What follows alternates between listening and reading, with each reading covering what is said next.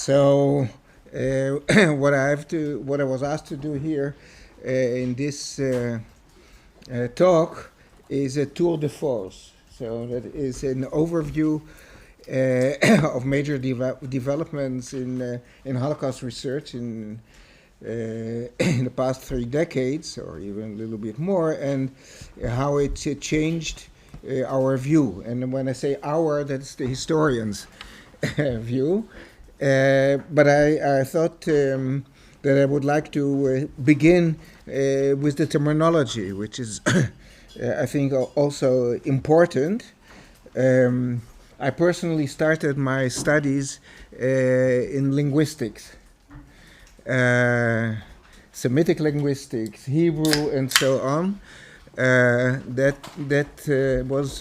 started my study 3 days after I finished my military service, and and the classes that I entered was about Ge'ez, which is Old Amharic, that is the Ethiopian language, and there were three students, and the teacher or the professor said, well, the basics are the same as in Arabic, just study the alphabet for the next week and we will start reading. Now, in those of you who know Amharic, they know that there are 164 letters in the alphabet. So I quitted Semitic linguistics, or partially, and shifted to history. But my interest in linguistics remained, and I would say that part of my approach to history is looking at the semantics of terms and the evolution of concepts and terms, what we call in history of terminology. I think it's very important. For instance, if we talk about the Holocaust, there is a well-known speech by the leader of the Zionist revisionist movement, Ze'ev Jabotinsky, Vladimir Jabotinsky, when he established the new Zionist organization, which left the general Zionist organization in 1935, and there he speaks about annihilation. And it was his speech was published in German at the time. That was the leading language in the Zionist congresses, and the term is Vernichtung, annihilation. Annihilation in 1935 is not what annihilation in 1941 was, or 1939. So within several years, things happened that changed the meaning of the word, and I think that is something that we always have to pay attention to. And for me, it's fascinating to see what happened. Now, what we do today when we relate to the Nazi anti-Jewish enterprise, as I would call it, are the terms Holocaust and Shoah. I'll come back to them in a moment, but when we and how they emerge, but when we look at the publications and discourse of survivors, of Holocaust survivors, and I'll use the term Holocaust, but the survivors in the already during the period itself, but in the immediate post-war period until the 1970s, we see a lot of terms that were used. And okay, I have to move forward. You will see there are one that was often used in Yiddish is Churban, which is the Hebrew Churban, destruction. And for those of you who know Raoul Hilberg's book, The Destruction of the European Jews, can understand that he used a term that he had taken over from his PhD supervisor, Philip Friedman, who was a survivor, and used this term in various of his various publications.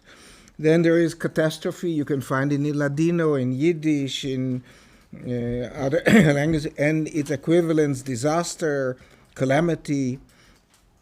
Another term that is used by survivors is cataclysm or Nazi cataclysm. Then we have extinction, which is in Yiddish umkum, and in Hebrew kilayon. a term that was used mainly in religious writings, and that is until today in Hasidic publications.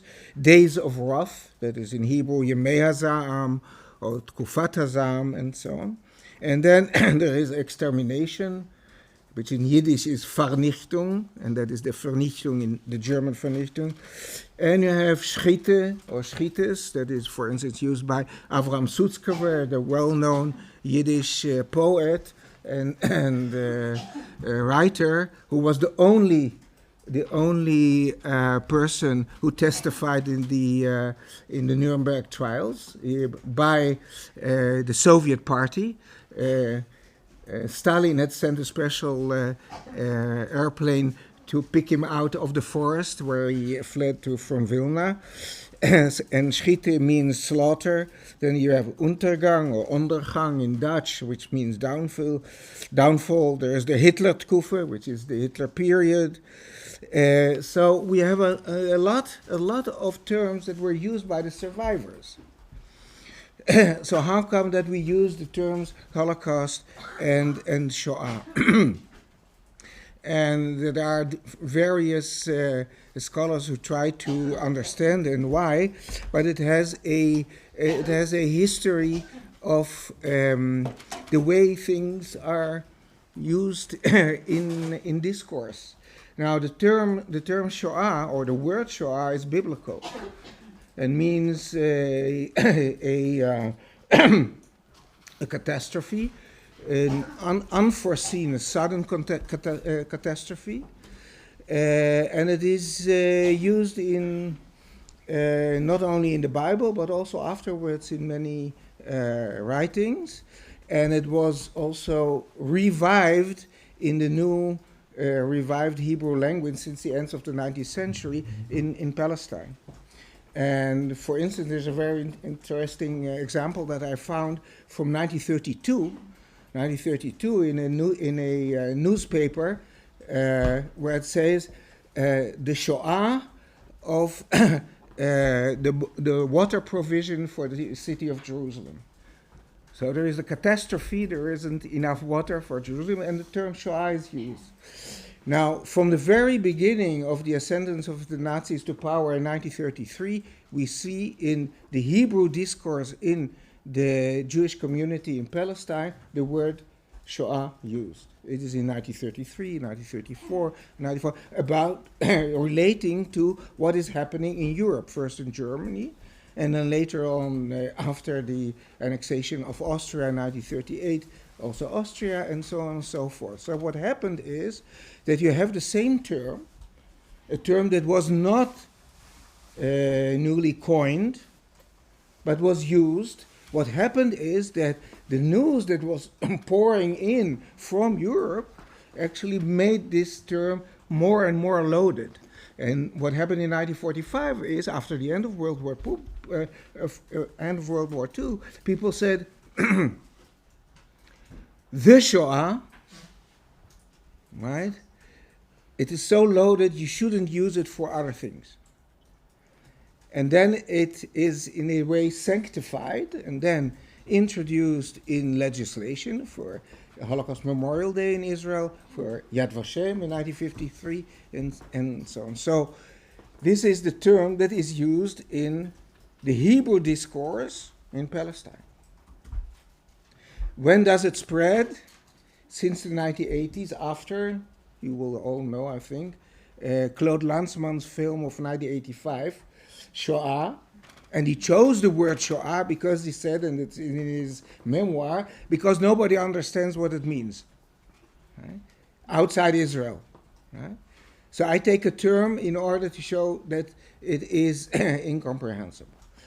So that is why we have the term Shoah, and why it was promoted through Claude Lanzmann in the mid 1980s, and then taken over in French, and it becomes the leading term in French. So now you have the equivalent of Yad Vashem in Paris is Mémorial de la Shoah, right? And they have a publication, Revue d'Histoire de la Shoah, and so Shoah is the term that is used first then in French, and then is taken over also to other languages.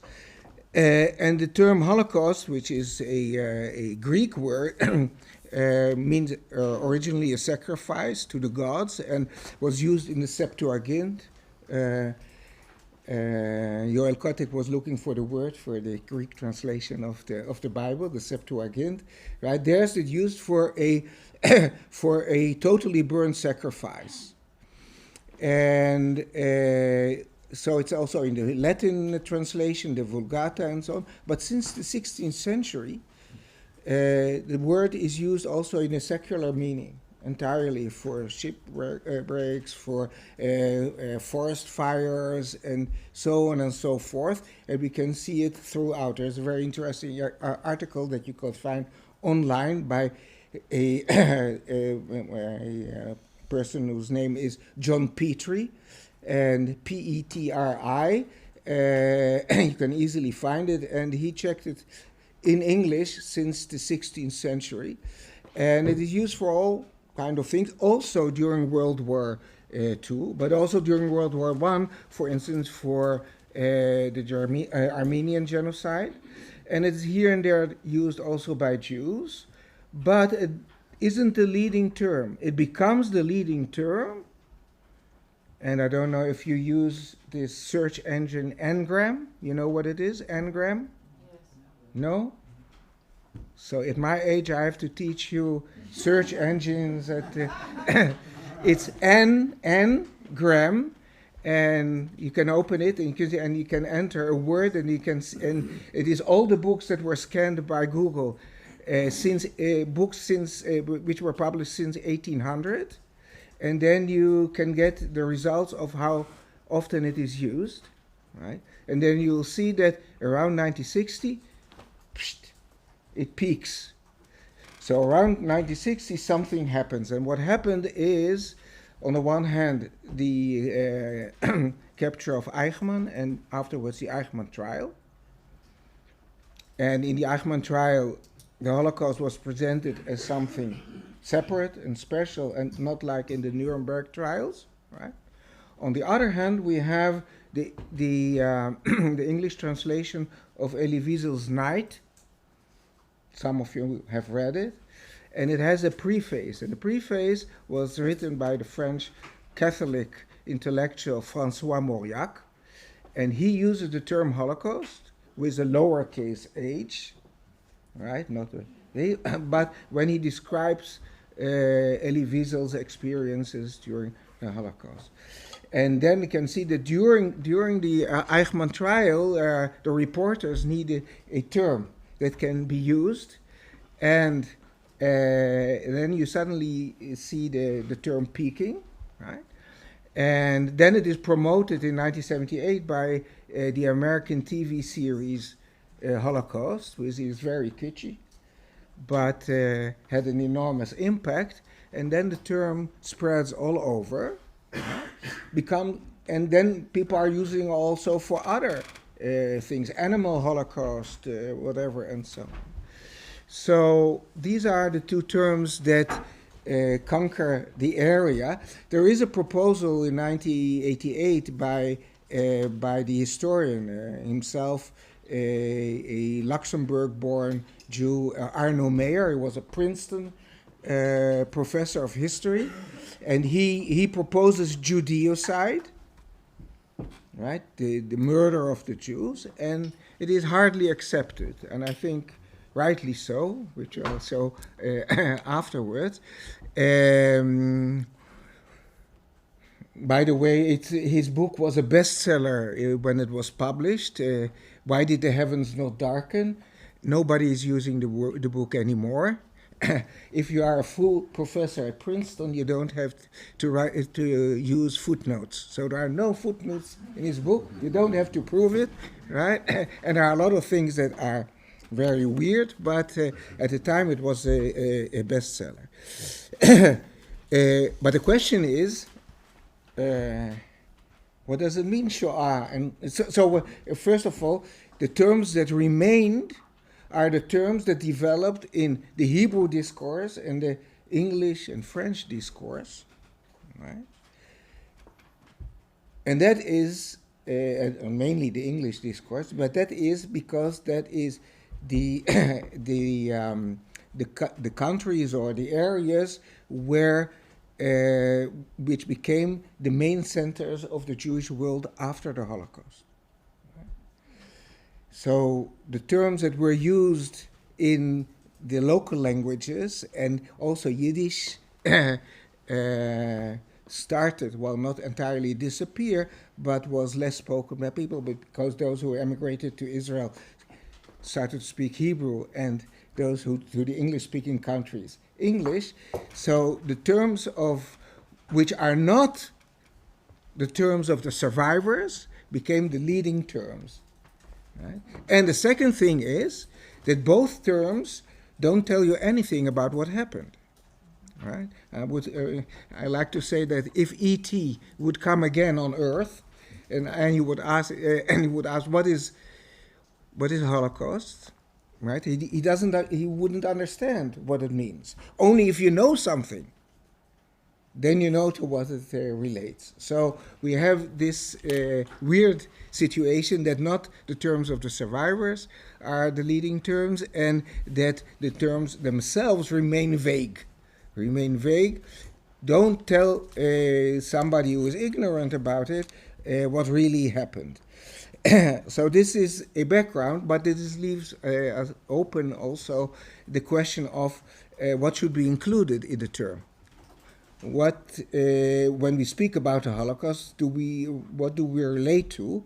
And if you look through the to the literature, the historiography over time, you'll see that sometimes there are enormous discussions between scholars, and when you really try to analyze their understanding of the term, they speak about different things. They define the Holocaust in different ways, and then they are quarreling about the contents. Right? So this is just as a background and to keep in mind.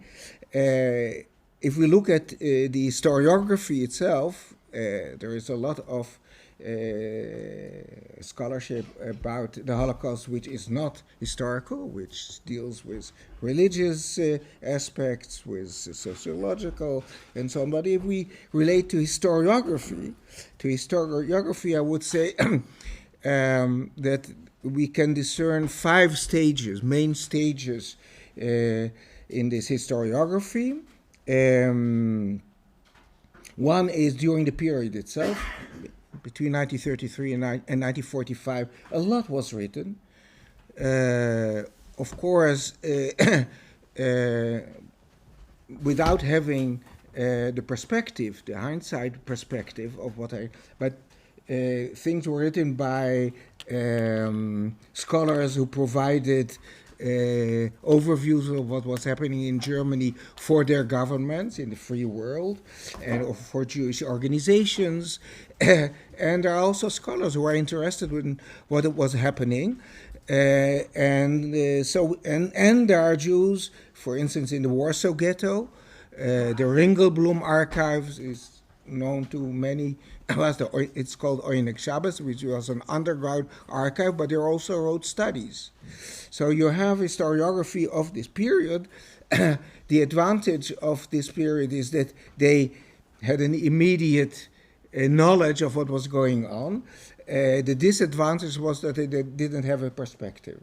And they didn't know what in 1942, what would happen in 1944, of course, and so on. So this changes afterwards in the immediate post-war period. The second period, I would say, second stage is between 1945 and 1960. And that is influenced by the trials of the major war criminals. And on the other hand, by historiography of survivors, who emphasize their aspect. I won't go into the details. Then there is the 1960s. That is, since 1960 in the Eichmann trial and several developments in German historiography until the mid-1970s, and then the mid-1970s until 1990. So from 1990 onwards till today is what I would call the fifth period. There are people who would say you can also divide this in sub-periods, but I'll keep it this way. And why is 1990 so important? Because of the downfall of communism in Eastern Europe, right? And this leads to the opening of archives. Just to give a short insight, that is, in 1945, after the collapse of Nazi Germany, Berlin was divided between the four main allies, right? And the Americans took from their part in Berlin documentation to the United States, to an archive outside Washington, D.C., Alexandria. They returned it to West Germany in the 1960s with six container boats. That's only what they took from their part. The Soviets took from their part also to Moscow, ordered it and closed it. So there was no access. And there were many other archives in Eastern Europe that were opened, and the amount of the material that was suddenly accessible was at least equivalent to what was known before. So in a way, it was a restart and rethinking of what was happening.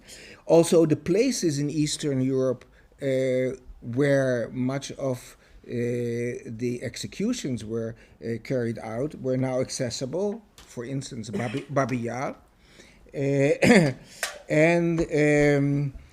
And what happened additionally since 1994 was that from the World Jewish Congress and from survivors in various countries, a demand emerged regarding compensation, and also in coping with the past of the various countries in Europe. And a lot of inquiry committees were established, more than 30 in all over Europe and not only for the countries themselves, but also for various corporations, economic corporations. And I myself participated in the inquiry committee of the well-known Empire of Liechtenstein, if you ever have heard about this country, which was very interesting. For 5 years we worked on a report, but a major report from the period is from Switzerland. It was raised around dormant accounts of people who had perished and so on. So there were a lot of inquiry committees, and some of them are existing until today, for instance. But also new historical approaches in the field of historiography emerge, that is linguistic, cultural, spatial, and more. So a lot of things happened around 1990 or immediately afterwards that had an enormous impact on what was produced in the field of historiography. I wrote an overview of this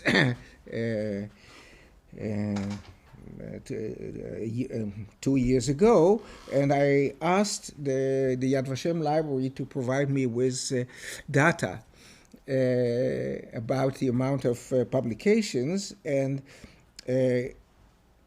what I got is that between 2000 and 2020, the library received 78,000 books, right? And scholarly books between 2009 and 2021, close to 10,000 books, and that is not articles in periodicals, right? So the amount is enormous, and it is very difficult to follow it. And I tried to count the languages of original research on the Holocaust, and I came to the number 28. So in 28 languages, if not more. So a lot has been going on and is still going on. And the question is, what happened? What did this enormous output change in our views? And I must say, as an opening to this part, that in the public, a lot of perceptions on the Holocaust that were established and that were proposed in the early stages, in the 1940s and 1950s, are still existent. Right? So scholarship is much more advanced than what is commonly known. For instance, something that I think all are aware of it, that you constantly still hear that in the Wannsee conference in January 1942, the decision was taken on the final solution, which is entirely wrong. Even if you read the document itself, you'll see that it says that the decision was taken before. But you have many other things that are still there. So, well, one of the things that happened is a bridging of what in the professional jargon of Holocaust studies is called intentionalism and functionalism. I'll explain in a moment. It has to do with the intention and the decision-making process on the final solution. And the first school that emerged after 1945, and it has to do also with the trials, with the way that the trials of the major war criminals were conducted, is that there was an intention by the Nazis to murder the Jews from the outset. And this goes back to what is called in Hitler's first political writing from September 1919, where he says, and that is, he still served in the army, and he wrote a kind of report, and he uses there the term total removal of the Jews. In German, Entfernung der Juden überhaupt. What is total removal of the Jews? So the intentionalist actually made a jump from 1919 to 1941 and said, well, he said this in 1990, this is the result, right? And then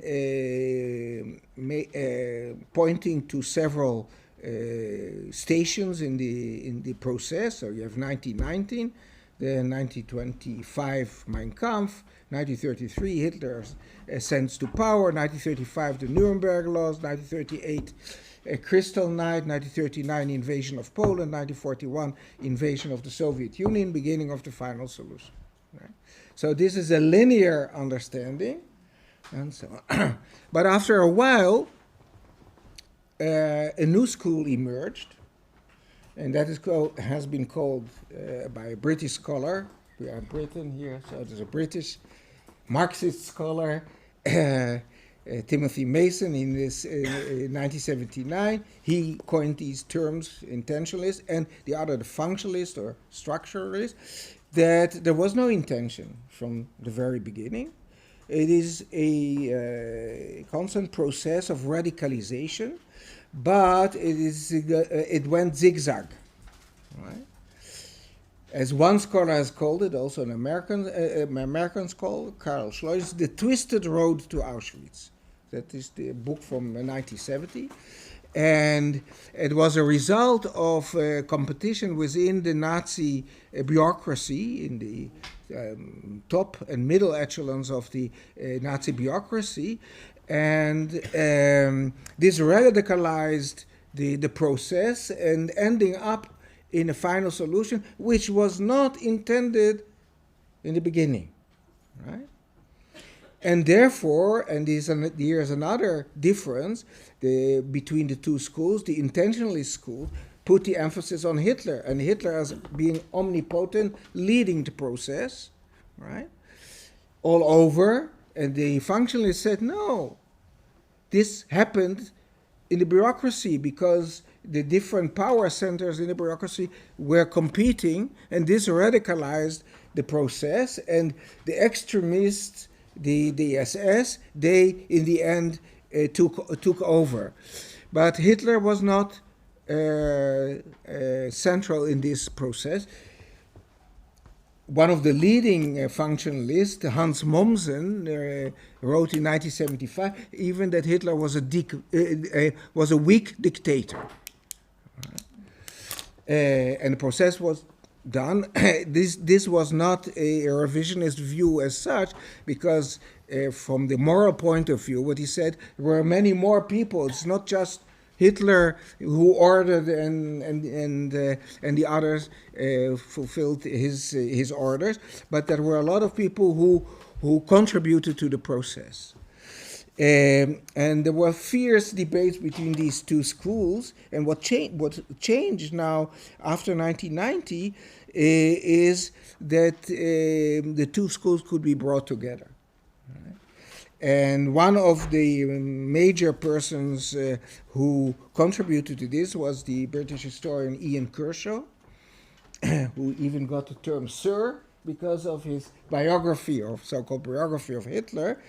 And he introduced a term that he found in the documents, and that is working towards the Führer. So there was a vision by Hitler, but he didn't order everything. What happened is that a lot of people proposed things and thus worked towards the goals of the Führer. Right? And so here is a major change which started. I'll add to this later on something. Another thing is that because of the accessibility of new sources, especially in Eastern Europe, scholars went beyond the top and middle echelons of the bureaucracy. So it's not just the top, the ministers and the people surrounding Hitler and the upper echelon of the bureaucracy, even the middle echelon of the bureaucracy, but to the grassroots level. What happened on the ground all over, especially in Eastern Europe. And one of the well-known books studies is by Christopher Browning, Ordinary Man. There was a counter study by Daniel Goldhagen, and they quarreled a lot, but the Browning approach, I think, left a larger imprint, but they focused on what did people on the ground do, how did they carry out the ideas, did they initiate themselves things that they were not ordered to do from above, because it is not enough that a leader says something, it has to be carried out. And the fact that the anti-Jewish policies, and especially Final Solution, were so successful depended on a lot of people who would do something and propose the means to implement it. I can say here in between that is, I talked about the stages, and we are talking now in 2023 about a period that lasted only for 12 years and 98 days. So it's a capsule in history, very short period, and yet it was an enormous outbreak, and which had an enormous impact afterwards. So the question of the input of the lower echelons became more and more important, And because now there was this emphasis on Eastern Europe, and a lot of scholars running to see what happened in Eastern Europe on the ground, it was found there were a lot of local initiatives that were not ordered from above. And this raised the question between the interaction between the center in Berlin, the top of the Third Reich, and the periphery, what is happening there, and not only in Eastern Europe, but mainly in Eastern Europe. And one of the results, maybe I'll add another thing, is that in this rush to find also in Eastern Europe, in the new archives, the written order for the final solution was never found. Right? So until the end of the Cold War, people expected perhaps somewhere a document would be found. But we know today that there was no written order. There was an oral directive, apparently. And that is one of the things that scholars tried to decipher. And the mainstream, there are still debates, but the mainstream says that it happened apparently in a meeting at Hitler's office on the 16th of July 1941, after the beginning of the invasion of the Soviet Union. Because there is no protocol of this meeting, but after this meeting, a lot of things happen, right? Himmler is the head of the SS and the police. He goes to Eastern Europe and visits several places. And from the second week of August 1941, the pattern of killings changes. Right? In the first weeks of the invasion of the Soviet Union, the killings are mostly of males. Since the second week, around the 7th of August, it suddenly changed, also women and children, and whole areas, and the peak is in Babi Yar at the end of September. So it changes. But it is in the Soviet Union, right? And then you see first steps in other places. And so the understanding today of the final solution is that it was not a decision taken before the invasion of the Soviet Union, but the invasion of the Soviet Union was viewed as an apocalyptic war, and with the first successes, Hitler accelerates his vision, and we start a process that is of broadening circles of killings. They start in the first males, then and women and children and whole areas, and then it broadens, and then later on comes in the meeting in Wannsee, which was not a conference, by the way, it was a meeting, and it's very important. Although it's impossible now to erase this expression. Everybody will say Wannsee conference, but I cling to Wannsee meeting. So in the meeting, this meeting is part of the broadening process, and where there is an attempt to coordinate between the different bureaucratic players to work on a better coordinated implementation of a murder of the whole of continental European Jewry. And that's the term also, European Jewry, that's the term in the Wannsee protocol. So, but we don't know exactly when the moment of decision was. Right? We only can guess, which is a problem, of course. Historians want documents, right? As we know, the most important things, we don't write them down, right?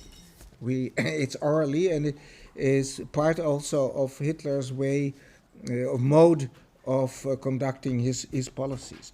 But this is a very important finding, I think, and therefore the way how this worked is still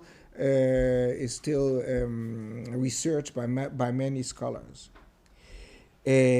Moreover, because of this emphasis on Eastern Europe, research on Eastern Europe, it became clear that the extent of killings in Eastern Europe by shootings is about 2.5 million Jews.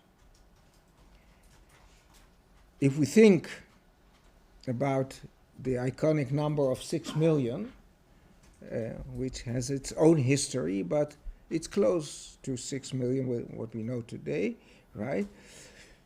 Then this had an impact in historiography, not so much in the public imagination, about the place of Auschwitz. Auschwitz has been formed in the Cold War period as the iconic representation of the Holocaust.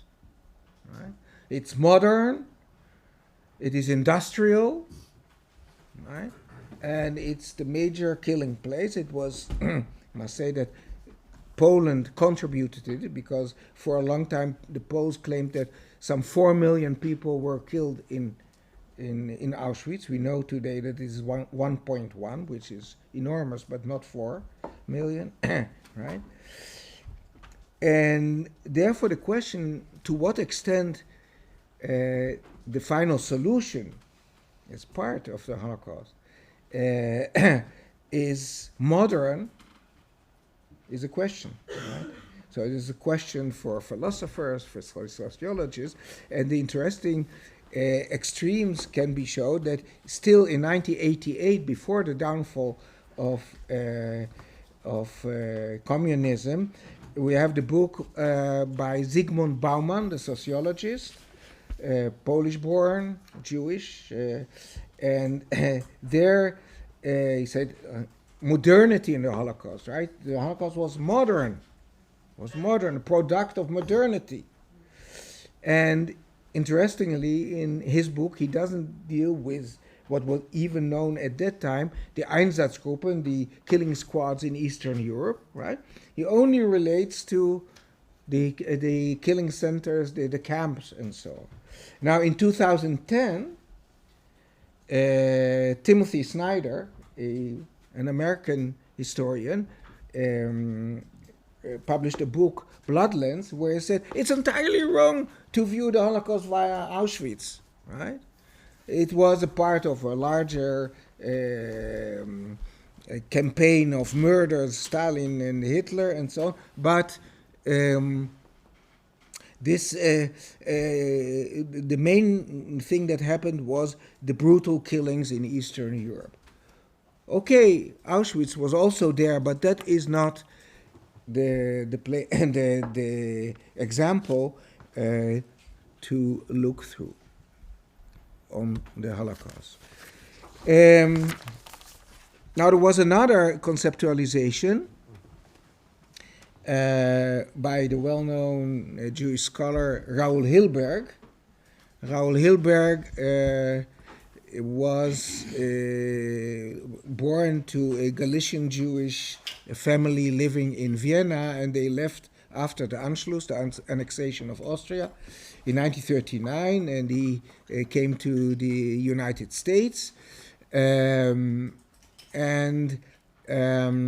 was mobilized towards the end of World War II into the American Army, and when the American Army conquered Bavaria and Munich and found the headquarters of the Nazi Party, and also many more German documents, Hilberg was one of the persons who was ordered to analyze, analyze the documentation and so on, and then he embarked on a PhD at Columbia University, which he successfully defended in 1955, and then expanded the book, which was published in 1961. Now, Hilberg was supervised by Philip Friedman. I mentioned him before, who was a Holocaust survivor, a historian himself, who also taught at Columbia University. But Hilberg was not an historian. Some of my best friends are not historians, but he was a political scientist, and it's very important because usually Hilberg is brought forth as a historian. As a political scientist, part of the social sciences, he tried to create a model of the Holocaust, and he actually established two deeply entrenched in the literature by now models. One of the development of the anti-Jewish policies, and the other of the protagonists of the arena. It is very simple what he said about the development. There were stages. First, the Jews had to be defined. That happens in 1933, and again in 1935. That's the definition. A second stage was expropriation. A third, concentration, and he equates concentration with ghettoization, right? And the fourth stage was annihilation or extermination, which straddled into two directions, that is mobile killing units and killing centers.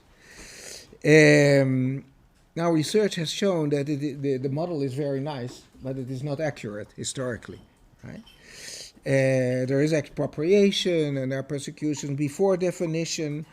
Ghettoization is not identical with concentration, and also ghettoization and the establishment of Jewish councils are different developments, and so was marking.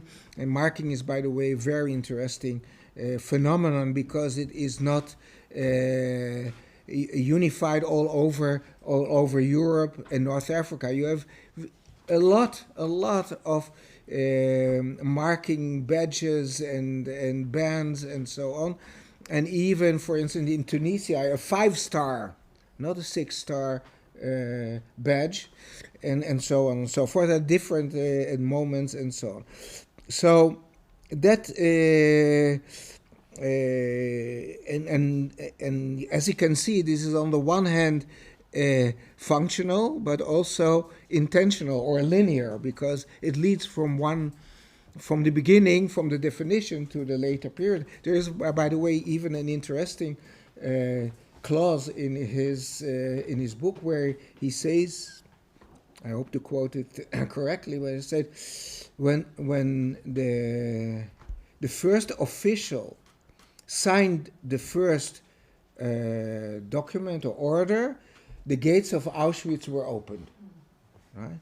So if there is a linear development, and as we know now, due to the functionalists and others, that is wrong. Also, he established another differentiation between perpetrators, victims, and bystanders.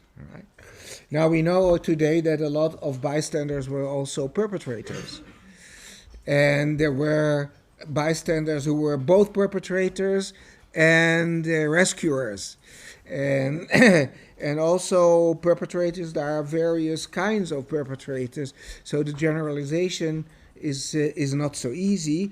And you cannot put them all in one camp. One of the interesting examples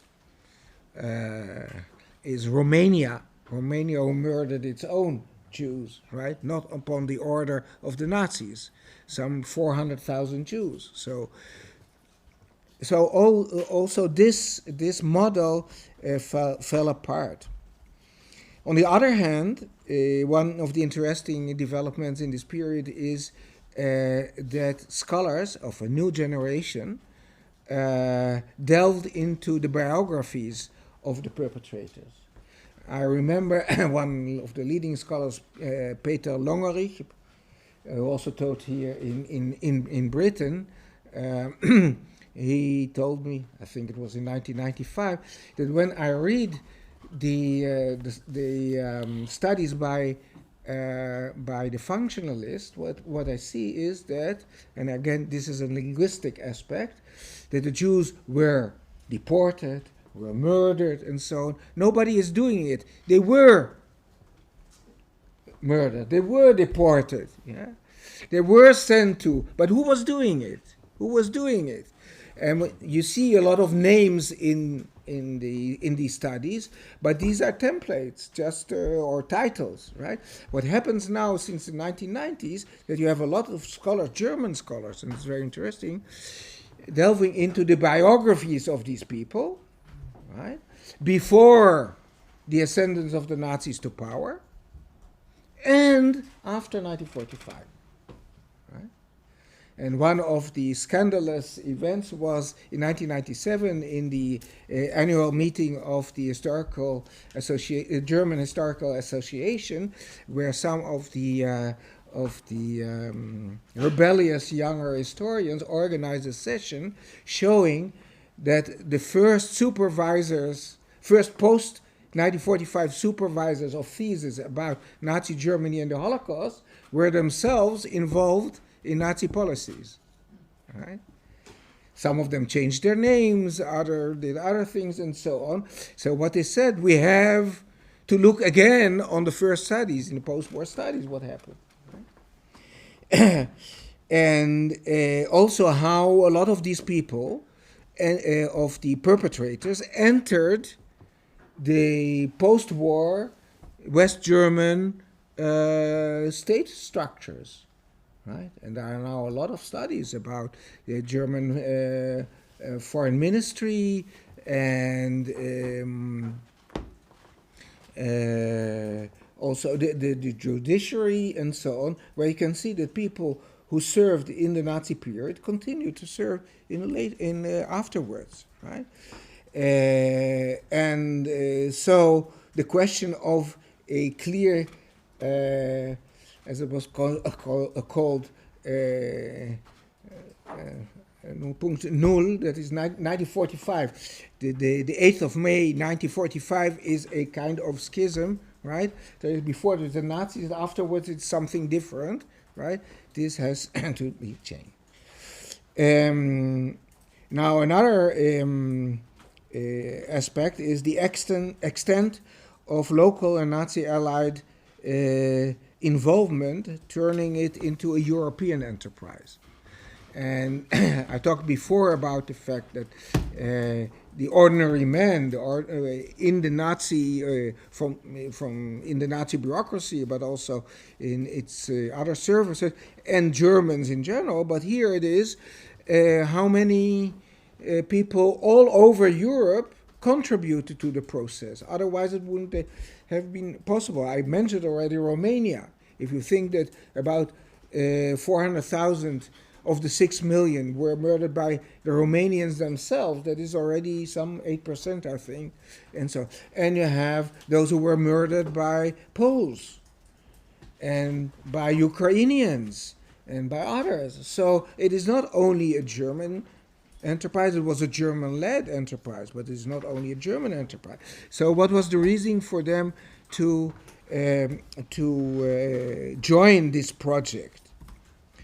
But nowadays we speak about a European enterprise.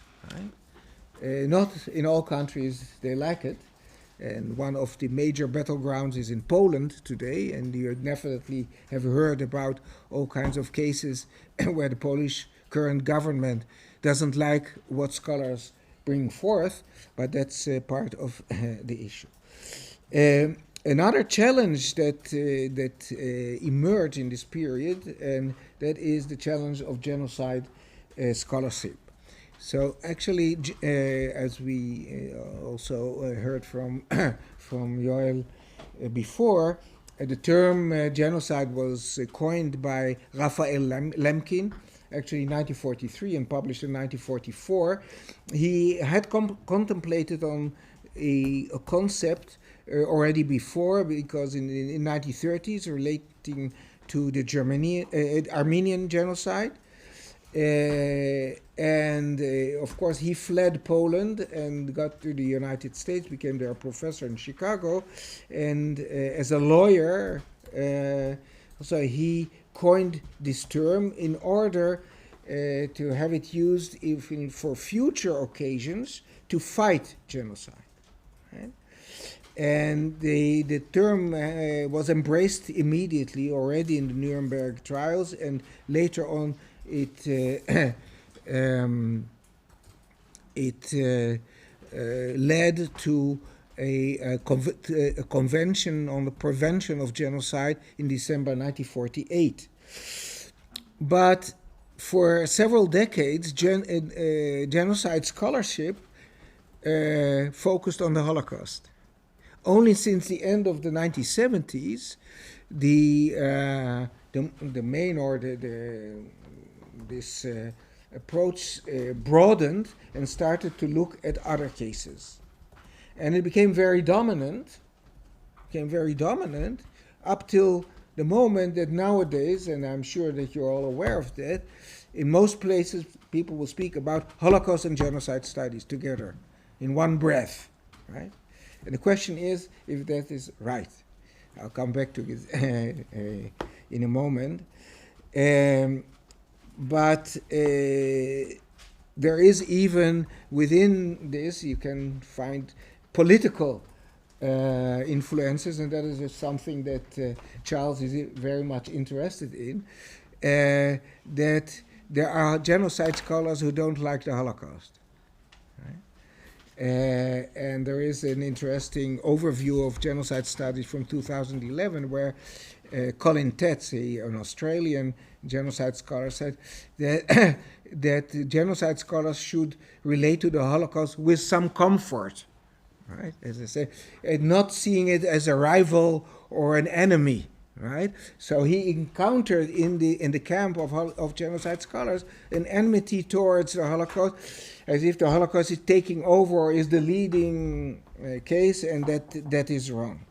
So this became a challenge, although no doubt that there are a lot of things that are comparable and should be seen through the methodology of genocide studies.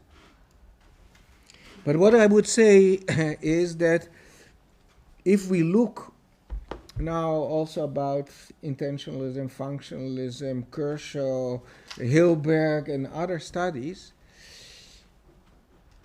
with all the debates between them, there is one thing that holds them together, and that is that for all of them, they were looking for the path leading to the final solution.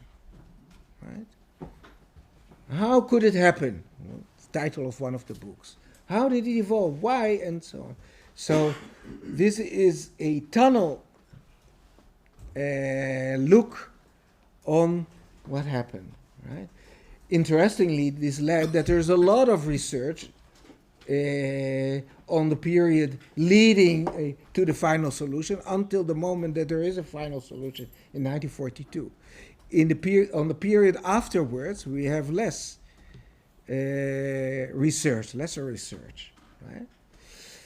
But there is another thing, and when we look at the enormous output of scholarship since 1990, we can see that there are a lot of things that were carried out, anti-Jewish policies that were carried out and did not lead in any way to the final solution. And what happened with mainstream historians who were interested in the final solution, they sometimes by force take certain developments as if they were leading to the final solution. So, for instance, Jewish councils, Judenräte, were initially not established for the purpose of a final solution. This was a concept that emerged in a department where Eichmann worked. He was not yet the head of it in 1937. It was a way to control the Jews instead of conducting policies towards individual Jews. What they said, we shouldn't deal with all the different Jews in the different organizations. Should be one, what I call a headship, that controls all the Jews, and we'll give them orders and we'll conduct with them. But this didn't have to do anything with the final solution. They didn't think about it before. So there are a lot. a lot of things that happen which are not related to the final solution. For instance, 1934, the German Language Association embarks on a campaign to de-Judaize the German language. What does it mean? Okay. And there is an attempt to de-Judaize the German legal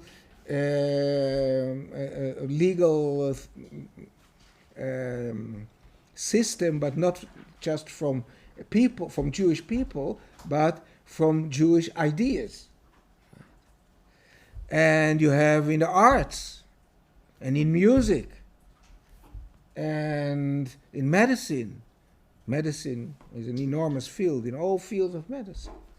So what you can see, and that is what a lot of studies have shown in the recent period, and not before, is that that a lot of professionals in different areas tried to implement anti-Jewish policies, even if they were not ordered to do so, according to their understanding of what should be done.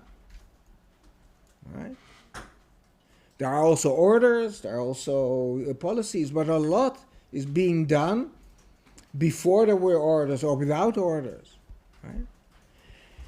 So what we can see now is that the anti-Jewish policies went into different directions. Right? Now, according to Jewish, Christian, and humanist understanding, the ultimate evil of the Nazi period is the genocide of the Jews, the murder. But was that really also the goal of the Nazis? So now what we can see is there are a lot of documents which the scholars didn't use the right glasses to read them. You find the expression of the Jüdischen Geist, the Jewish spirit. There is a Jewish spirit which has penetrated the whole world, economics, political thinking, and so on. And what is the Jewish spirit, according to them? That is the idea of human equality. And the idea of human equality, which you find in capitalism, in communism, in democracy, in liberalism, and so on, that is all originating from the Jews. Why? Because what we have now, that is in the Nazi period, that is what we got from the Enlightenment. The Enlightenment took it over from Christianity. Christianity took it over from Judaism, right? From Judaism. And Judaism started this idea that the world was created from one person, Adam. And all descendants, all the people in the world, in humankind, are descendants of one person, so they are equal. And Hitler says in 1933, taking over Germany, is an answer to 1989. That is the French Revolution. So when he says the Jewish idea, he and not he and he only, that is the idea of equality. And therefore, the Nazi enterprise was apocalyptic and was intended to be global. It was expanding all over the period and visioning even going beyond according to the achievements. But basically, this is something that was an apocalyptic view, that now at this moment in the 1930s we can do something that was impossible before. And therefore it is, and therefore also in his in Hitler's will before he commits suicide in 1945 in a bunker, he speaks about this. So, El Shaddai, where are you? Yeah. The handouts? Finish in a few minutes, we can take no, I'm questions. Finishing now. Okay, we'll take okay. A long finish, but it is a finish. It was prepared for the second lecture, so they're bringing it. Okay, it's for no, but what do I see?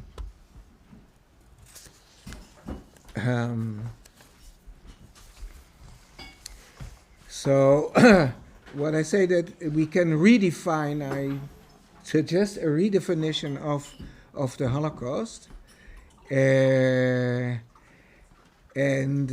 I would say that I call myself a neo-intentionalist, but saying that the intention was different than what was assumed by the first intentionalist. The first intentionalist thought about the final solution as the intention. And what I say is that the vision that we can see from this expression by Hitler in 1919 of total removal of the Jews, and afterwards also in Mein Kampf, the Jewish spirit and what the Jews mean. And Jews are the carriers of an evil idea. So the Jews have to be exorcised, but also the idea to be exorcised. Right? And the ideas were carried over by Bolshevism. It's not only Jews, and also others, right? So it is in the literature, it is in the medicine, it is in the physics, and so on. So we have to purify all domains of life, and this is the overall view, Nazi view, right? The genocide is a main chapter of this, but it's not the only one, and we can see that next to the murder, a lot of other things still go on. It is not that when the chapter of the genocide arrives, all other things are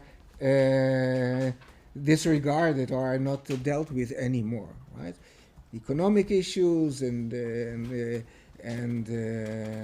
artistic issues and so on. So the idea and the goal as seen from the Nazi perspective, and that is important, not from our perspective, right?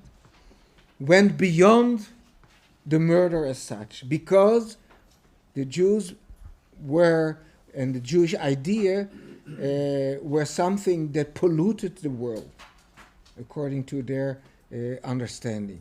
And tomorrow we'll talk about anti-Semitism, the term and so on, but if we connect to what Yoel Kotek said before, this has to do with the idea that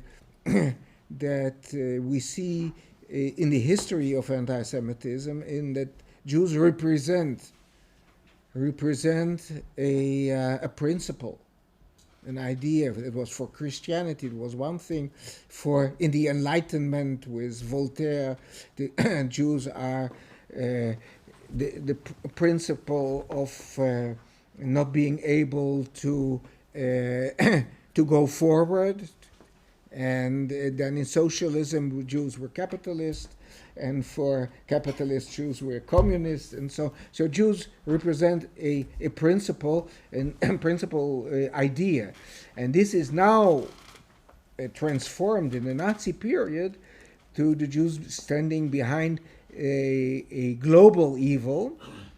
And this is expressed in several documents where leading Nazi scholars and politicians or leaders say that we'll need to continue beyond the borders of Europe, also to other places, because the world has to be purified from the Jewish spirit. So. Is there? I have a proposal for a redefinition of the Holocaust, and I asked to have a handout for you. And El Shaddai ran. We can wait for it, and in the meantime, start with Q&A. When it will come, that will be the what is it? The topping of the ice cream afterwards. Yeah. So thank you very much. So any questions? So is there today an accepted or leading school of thought between the intentionalists, the functionalists, Or are they still debating? You pick up one book, you're going to get one perspective. You pick up another book, you're going to get another perspective. Is there one that's deemed right? Well, that scholarship always goes on in debating, right? Otherwise, you don't write a new study. You debate with somebody else. And you say when you pick up a book, always look at the date of publication, right? So the books are there, and it depends on how you what you use, what you can find in your library, and so on. But scholarship is dynamic, and I think it is accumulating, right? And of course, there are different views, and you can see people who tend more to functionalism. My good late friend David Cesarani, in his book Final Solution, was more of a going into the functionalist direction, but they don't. Nowadays, nobody disregards Hitler anymore, right? So there was a period that said Hitler was not so important, right? It was done, and it was taken up by David Irving, for instance, saying, and the well-known debate and trial and so on. But I think it's accepted nowadays that Hitler was central, but his vision was vague. He didn't know exactly what to do. He had this general division, and it are the people on the ground who translate this according to their understanding. Everyone with his profession or her professionalism, right? And therefore, you have in the field of medicine a racist who try to implement it there, and you have in the field of arts others, and so on, and they are not working together, but they all do it in a very short period. I re-emphasize the issue that we are talking about 12 years and 98 days, right? So you know how long you wait for a response from what is it, what example shall we give from if you apply to a ministry or something, you want an answer, you get an answer after 3 months, 4 months, and so on. And here things happened in a pace that is unbelievable, right? So, and people were running forward. And by the way, another study which was very interesting by Michael Wild, a German, he showed his second PhD was about some 220 SS officers, and he checked their backgrounds and also how they functioned. And what emerged was that, counter to what we tend to think about Germans, that Germans are very orderly and they follow orders and so on. No, what he showed is that the authorities told these people, right, you can go forward as long as it serves the regime, right? So, and we give you a backing. Without any law or something, you can do it. And that is what actually happens on the ground. That is regarding SS officers, but you have it also with many others.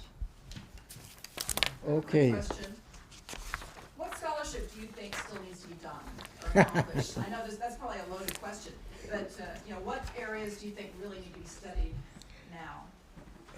There are a lot of things. First of all, most of the countries of Southeastern Europe are not well researched. Bulgaria, for instance, Greece, and so on. But there are also other approaches to older concepts and conceptualizations. Right? I myself wrote a study about the ghettos. Right? Why? Because at Yad Vashem we decided to publish an encyclopedia of the ghettos. And okay, when you plan the publication of a book. You want to know how many people should be involved, how much money it will cost, what is the budget, and so on. So the question is, how many ghettos were there? That is, I'm talking about 2003. Nobody knew how many ghettos there were. Nobody knew.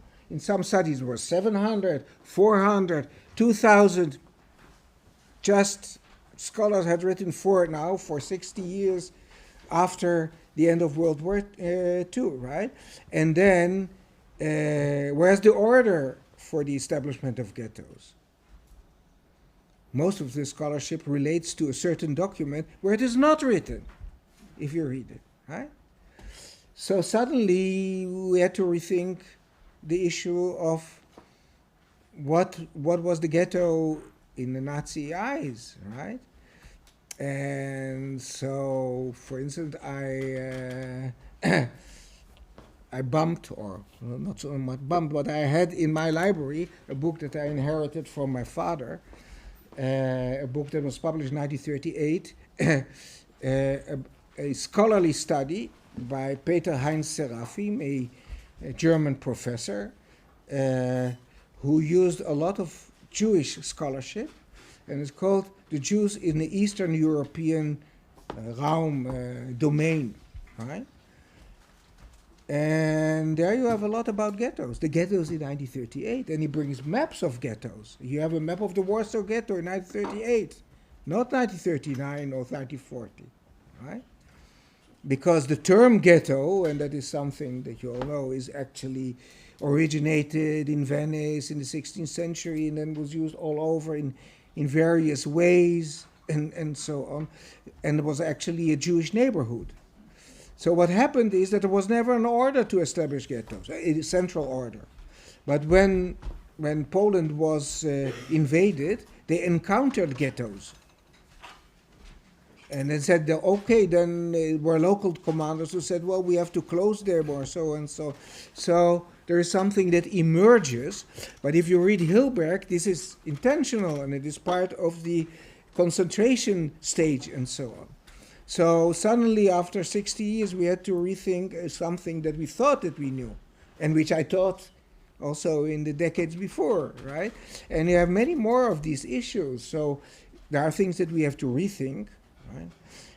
Of course, there are also new methodologies in history, and I mentioned them, the spatial and so on. So there is, I don't know if you know the name, Robert Jan van Pelt. He is a Dutch-born Canadian scholar who was involved. He wrote about Auschwitz, and he was involved in the Irving Lipstadt trial. Right? He writes now a study of the history of barracks. The barracks became a tool for dictatorships, right? But it didn't start that way. So you can go into many directions, and yeah. So what I wanted to do before we can continue the Q&A afterwards, but I gave you a redefinition of the Holocaust, which I propose. So the Holocaust or Shoah are the commonly used terms for the apocalyptic anti-Jewish campaign. And they emphasize 1933, 1945, because you have scholars who start the Holocaust in 1939, or 1941, or 1935, and so on. But the whole period, unleashed by Nazi Germany under its transformative leader, Adolf Hitler. Transformative, you can go into sociological research, what it means also. It sought to exercise the Jewish spirit, the Jüdischen Geist, the principle that taught the idea of human equality, which was viewed as undermining the essentials of human existence, versus the hierarchy of nature, right? And its racial carriers, the physical Jews, as defined by the perpetrators. That's also important because there were also non-Jews who were defined as Jews, and so on. In Eastern Europe, by the way, what happened is that the Nazis not always could,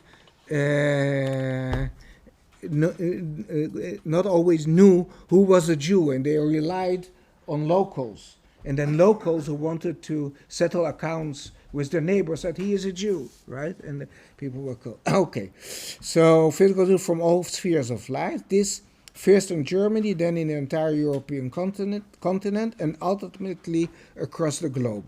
It was implemented and supported by a broad variety of social, national, and administrative groups within and outside Germany, encompassing a vast number of people and German allied governments, some of them having additional local considerations.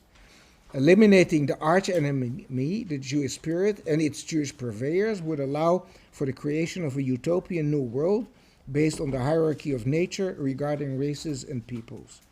This campaign, implemented through a variety of means, was largely successful despite the brief period of Nazi Germany's existence, just 12 years and 98 days, due to the creativity, energy, and determination of all the devoted and enlisted participants. The Holocaust was a project that sought to change the world, and its genocidal chapter, which interplays with Nazi empire building, war goals and war results, ethnic cleansings of several other groups, and the elimination of lives unworthy of life, cost the lives of close to 6 million Jews. According to the estimations, it is between 5.6 and 5.9. Jews responded actively to this campaign. The Jewish responses had been conditioned by long durée developments in Jewish history that preceded the Nazi period. The behavior of non-German, non-Jewish actors vis-à-vis this campaign stretched across a broad array of attitudes and is part and parcel of the event. The disastrous results of the Holocaust in general and its varying results in different settings in particular are also due to this essential component. Altogether, the Holocaust laid the 2,000 years of European Jewish existence almost entirely to ruins, affected North African Jewry too, and shattered to a large extent the foundations of Western culture. So that is a short definition. Short definitions you will find in encyclopedias and so on, but they are not sufficient. So in order to be accurate, you have to give something which is a little bit longer. Yes? Yeah, no, I find that last thing absolutely fascinating, because so many times when we talk about World War II, when we talk about the Holocaust, we talk about Nazi war aims and the Holocaust as if they were completely two separate dimensions.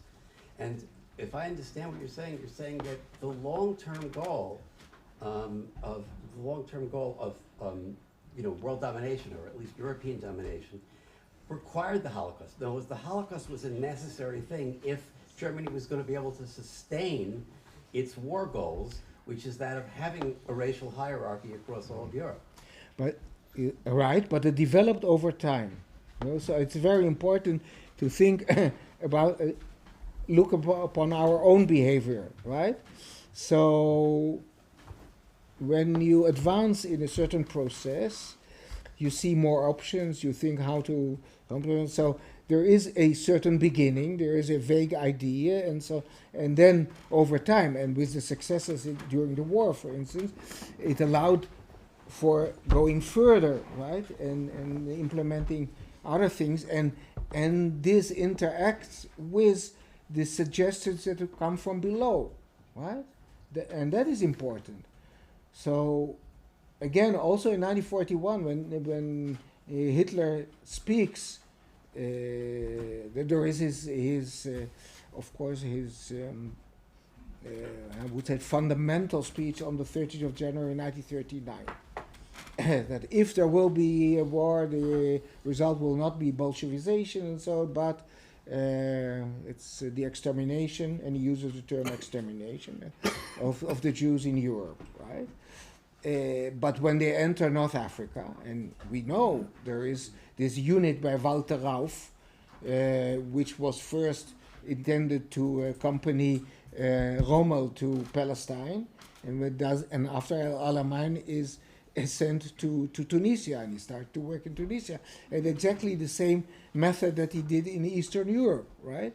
And you have other examples. So it is evolving, and that is very important to think about. So we try to put it in a box as it is something very clear, but it is evolving, right? But there is a basic drive, and that is important. Yeah, but the evolution also makes sense because once you have the conquest, then your next thing is how to sustain this conquest. And you need, in order to sustain the conquest, you need to eliminate ideological as well as physical opponents. Yeah. And that, I think, comes out of your argument. Right, yeah. Professor, do you believe that every aspect of the Holocaust was covered, if not, was missing? Is every aspect was Of the Holocaust was covered in research? in research. Okay. If not, what's missing? It's actually the same question. You never know, right, in research what is missing until somebody say. There is a very interesting German scholar, Götz Ali, who every 2 years write a new book, a monocausal explanation of the Holocaust, right? So, and he's done marvelous work. So we don't agree with all what he says, but he goes always to new archives and then find things that you never thought about, right? So there are, and definitely there are also things that are clear that were not covered, and that especially regarding certain. I'll give you an example. Apropos of what you're saying, the historian to your right, Mr. Marcus, you go to the Times of Israel, it's just hot off the press, the Times of Israel just did an article on the work that Marcus did on concentration camps in the United Kingdom, which is a new chapter on uncovering the history of the Holocaust. I'm in your shadow. Yeah, yeah. So Okay, it's also it's in the Times of Israel now. It was just released. yeah, Very but important. what we'll say, look, it is so enormous. It is covering all over Europe and beyond, right? That when you go to the grassroots level and you ask the question who participated, for instance, right? Then there is so much to do because in every place the police, local police was involved. So research on the local police is important, right? And you have now seen in the past decade, I think several tenths of studies on police in Italy, in the Netherlands, in Belgium, and so on. And then something new comes up, and suddenly, okay, you see that was missing. We didn't know before, because we are shaped by our own raising, I would say, and but the important thing is, of course, that we are in the modern period, and the documentation is enormous. A lot was done orally, yeah, a lot was done orally, but a lot was documented. Look, the Yad Vashem archive has now 220 million pages of documents, right? And some 50,000 interviews, and so, and photos, and so on. So, if you ask what is new in recent years, analysis of photographs, right, is becoming very important. What you can learn from it, and so on. So there is still so much to do. And so if you're interested in a PhD in it, I can help you. Okay, so on that note, on behalf of everybody here, thank you very much, Dan, for your presentation.